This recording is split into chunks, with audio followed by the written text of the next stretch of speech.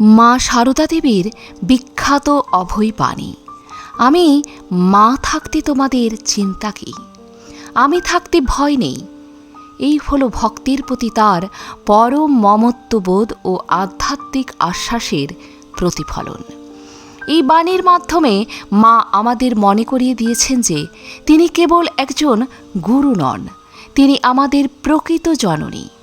সংসারের কঠিন পথে চলতে গিয়ে আমরা যখন অসহায় বা ভীত বোধ করি, তখন তার এই কথা আমাদের মানসিক শক্তি জোগায়। মা বুঝিয়েছেন যে সন্তান যেমন মায়ের আঁচলতলে নিজেকে নিরাপদ মনে করে, ঠিক তেমনি তার চরণে আশ্রয় নিলে জাগতিক কোনো বাধা বা ভয় আমাদের বিচলিত করতে পারবে না। এটি কেবল সান্ত্বনা নয়, বরং এটি ধ্রুব সত্য। মা তার সন্তানদের সব সময় আঁকলে রাখেন। এই বাণী আমাদের শেখায় যে সকল দুশ্চিন্তা মায়ের চরণে সঁপে দিয়ে একাগ্র চিত্তে নিজের কর্তব্য পালন করা উচিত। মা থাকা মানেই হলো আমাদের পাশে এক অজেয় শক্তির অস্তিত্ব থাকা, যা আমাদের অন্ধকার থেকে আলোর দিকে নিয়ে যায়।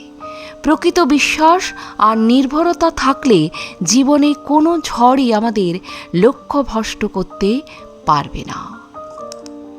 মায়ের সেই বিখ্যাত উক্তি, এই যে পিঁপড়েটিকে দেখছ, আমি এরও মা, ওর মায়ের ভিতর দিয়ে আমি ওরও মা।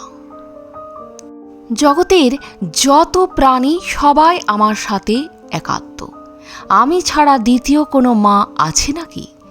বিশ্বের সকল মায়েদের মধ্যে আমি প্রকাশিত, সব মায়েরা আমারই অখণ্ডিত মূর্তি।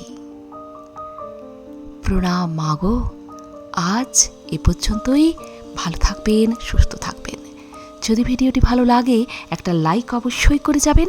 আর আপনি যদি নতুন এসে থাকেন আমার চ্যানেলটিকে সাবস্ক্রাইব করে বেল আইকনটি প্রেস করতে ভুলবেন না। সবার আগে বেলা 3টায় পৌঁছে যাবে আমার ভিডিওগুলি আপনার কাছে প্রতিদিন। ধন্যবাদ।